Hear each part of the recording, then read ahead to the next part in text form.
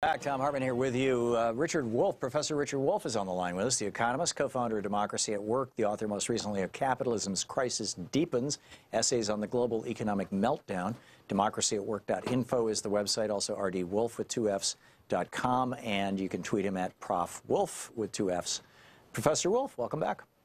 Thank you, Tom. Glad to be here. Glad to have you with us. So I got this bizarre email from a right-wing think tank that says that I'm paying a $15,000 a year hidden tax because of government regulations, and that we've got to get rid of government regulations because they're a drag on the economy and they're a tax on working people. What say you? Well, you know, it's pathetic. It's really hard for me to come up with polite words, so I'll just get to the point of it.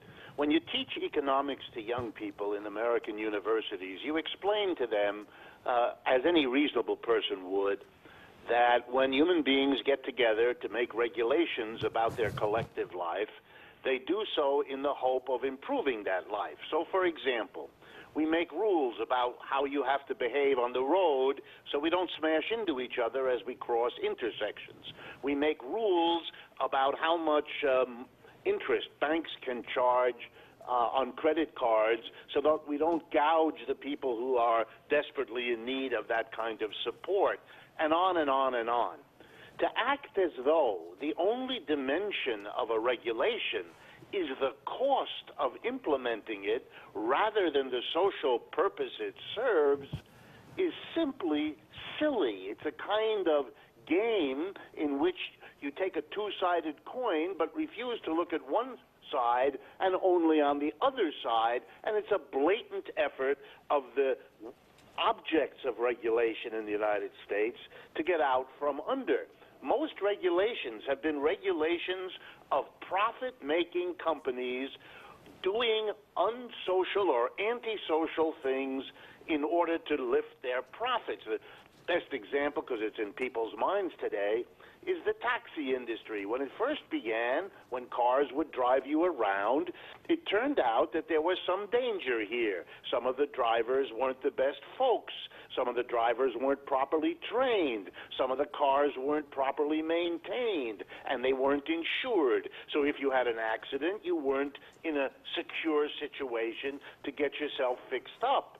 Okay, so we passed regulations requiring the car to be properly insured, requiring that the taxi be maintained. The idea that all we should look at is the cost of maintaining a regulation rather than to remember what in the world occasioned it in the first place is so grotesque a pandering that all I can say in response is shame on you, and if we actually did what these crazy folks want us to do, which is to deregulate, we will literally go backwards in history to the very conditions that prompted these regulations in the first place. So this is corporate pandering, trying to get themselves back to a situation where they can disregard the social and human costs of what they do because the government will have denuded itself, defanged itself from any ability to control them. Right. Excellent point. Excellent points all. That's a brilliant takedown of that. Thank you. Meanwhile, Bernie Sanders has proposed a sweeping plan to expand union rights. He's got sign-offs on this from many of the people who are expected to be candidates for the Democratic Party's presidential race in 2010, Kamala Harris, a number of others. Actually, there's a whole long list of them. I'm curious your thoughts on what he's proposing, which would basically be saying that individual states cannot use the Taft-Hartley, their particular variation on right to work for less. They can't use that to support or defend employers who fire people just simply because they're talking about or actually doing union organizing in the workplace. Well, I am in support, 100% support of what Bernie Sanders is doing here. I believe it ties in beautifully with the selection you were reading just before we began this conversation. Because in effect, what Bernie is trying to do is to recreate some of the conditions that enabled the New Deal to be brought to us. It was the strength of unions back in the 1930s, consequent upon the CIO, which everyone has to remember was the greatest unionizing drive in American history, greater than anything before or since.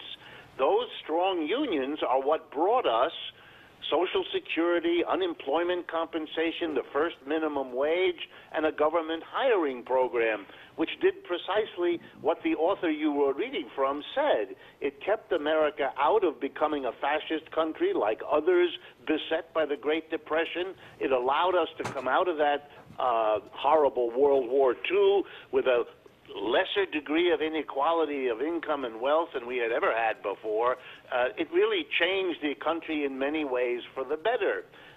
So much has been undone of the New Deal since that it takes Bernie now, X years later, to begin to say, hey, let's go back and make an economy that at least begins to balance the extraordinary wealth and power accumulated over the last half century by corporate America with some sort of counterforce, something that can confront them with an equal support for the workers they hire, so that we get back to a society that at least on some level recognizes that the workers are, after all, the majority. The workers are what make the society go, and that they've been on the losing end of a redistribution of power and wealth for the last 50 years.